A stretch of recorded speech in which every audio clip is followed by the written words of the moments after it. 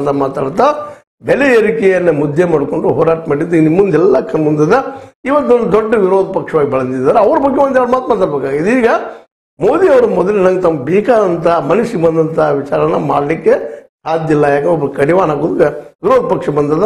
ಕೇವಲ ರಾಹುಲ್ ಅಷ್ಟೇ ಅಲ್ಲ, ಜೊತೆಗೆ ಅಖಿಲೇಶ್ ಯಾದವ್ ಇದ್ದಾರೆ, ತೇಜಸ್ವಿ ಯಾದವ್ ಅವರು ಇದ್ದಾರೆ, ಶರದ್ ಪವಾರ್ ಅವರು ಇದ್ದಾರೆ, ಮಮತಾ ಬ್ಯಾನರ್ಜಿ ಅವರು ಇದ್ದಾರೆ. ಒಬ್ಬರು ಇಬ್ಬರು ಎಲ್ಲರೂ ಇವತ್ತು ಎದ್ದು ನಿಂತಿದ್ದಾರೆ ಈ ಒಂದು ಆಡಳಿತಾರೂಢ ಪಕ್ಷದ ವಿರೋಧಕ್ಕಾಗಿ.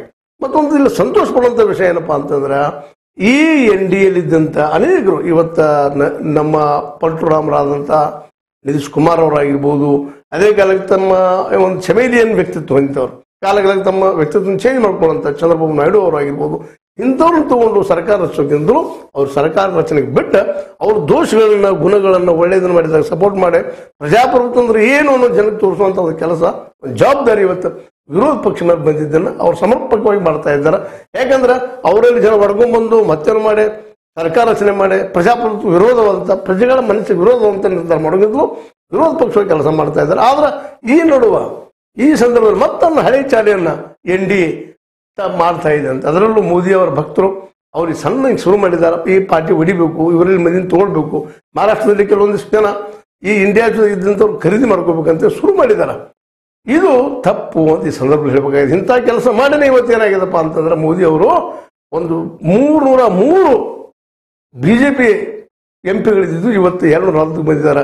ಇದೇ ಕೆಲಸ ಮುಂದುವರಿಸಿದ್ರ ಇಂದಿರಾ ಗಾಂಧಿ ಅವರು ಇದನ್ನ ಮಾಡಿದ್ರೆ ಕೊನೆಗೆ ಎಲ್ಲಿ ಬಂದಿದ್ರು 40-42 ಬಂದ್ರು, ನಂತರ 50 ಆದ್ರು, ಈಗ 99 ಆಗಿದ್ದಾರೆ, 99 ಆಗಿದಾವ. ಇಂದಿರಾ ಕಾಂಗ್ರೆಸ್ ಅಥವಾ ನ್ಯಾಷನಲ್ ಕಾಂಗ್ರೆಸ್, ಇದು ಇಂದಿರಾ ಕಾಂಗ್ರೆಸ್ ಅಲ್ಲ, ನಾವು ಸ್ಪಷ್ಟವಾಗಿ ಹೇಳ್ಬೇಕಾಗಿದೆ. ಇಂದಿರಾ ಗಾಂಧಿ ಅವರು ಕಾಂಗ್ರೆಸ್ ಏನಾದ್ರು ಇವತ್ತು BJP ಅಂತ ಹೇಳ್ಬೇಕಾಗಿದೆ, ಮೋದಿ ಅವರು ಅಂತ ಹೇಳ್ಬೇಕಾಗಿದೆ. ಅದರಲ್ಲೂ ಮುಖ್ಯವಾಗಿ ಇಂದಿರಾ ಗಾಂಧಿ ಅವರು ಹೆಜ್ಜೆಯಲ್ಲಿ ಹೆಜ್ಜೆ ಹಾಕ್ತಾ ಹೊರಟಿರುವಂತ ಮೋದಿ ಅವರು ಇವತ್ತು ಒಂದು ರೀತಿ ಕಾಂಗ್ರೆಸ್ನ ಮತ್ತೊಂದು ರೂಪ, ಹಳೆಯ ಕಾಂಗ್ರೆಸ್ ಅಂದ್ರೆ ಇಂದಿರಾ ಕಾಂಗ್ರೆಸ್ ಹಳೆಯ ಹೊಸ ರೂಪ ಅಂತ ನಾವು ಕರಿಬೇಕಾಗಿದೆ.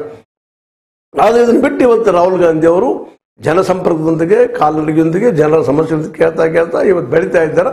ಇವತ್ತಿನ ಕಾಂಗ್ರೆಸ್ ಹೊಸ ಕಾಂಗ್ರೆಸ್ ಆಗಿ ಬೆಳೀತಾ ಇದೆ. ಹಿಂದಿನ ಕಾಂಗ್ರೆಸ್ನ ಆರೋಪಗಳನ್ನ ಇವತ್ತು ನಾವು ಮಾಡುವಂತಿಲ್ಲ ಅನ್ನೋದು ಅಷ್ಟು ಸ್ಪಷ್ಟ ಅದ. ಹೀಗಾಗಿ ಇವತ್ತ ಈ ಒಂದು ನಮ್ಮ ರಾಹುಲ್ ಗಾಂಧಿ ಅವರು ವಿಶೇಷವಾಗಿ ಏನಪ್ಪಾ ಅಂತಂದ್ರೆ, ಇದು ವಿರೋಧ ಪಕ್ಷದ ನಾಯಕರಾಗಿ ಹೊರತಂದ್ರೆ ಈಗಾಗಲೇ CWC ಅಂದ್ರೆ ಈ ಕಾಂಗ್ರೆಸ್ ಪಾರ್ಟಿಯ ಈ ವರ್ಕಿಂಗ್ ಏನಿದೆ ಕಮಿಷನ್ ಅದ ಅಥವಾ ಅದು ಸಮಿತಿ ಏನದ, ಇವತ್ತು ವಿರೋಧ ಪಕ್ಷದ ನಾಯಕರ ಯೋಗ್ಯರಿದ್ದಾರೆ ನಮ್ಮ ರಾಹುಲ್ ಗಾಂಧಿ ಅವರು ಆಗ್ಬೇಕು ಅಂತೇಳಿ ಒಕ್ಕೋಲಿನಿಂದ ಅವ್ರನ್ನ ಲೀಡರ್ ಆಗಿ ಮಾಡಿದ್ದಾರೆ. ಮತ್ತು ಉಳಿದವರು ಇವತ್ತು ಅವ್ರ ಲೀಡರ್ಶಿಪ್ ಅನ್ನು ಒಪ್ಪುವಂತ ಪರಿಸ್ಥಿತಿ ಬಂದದ.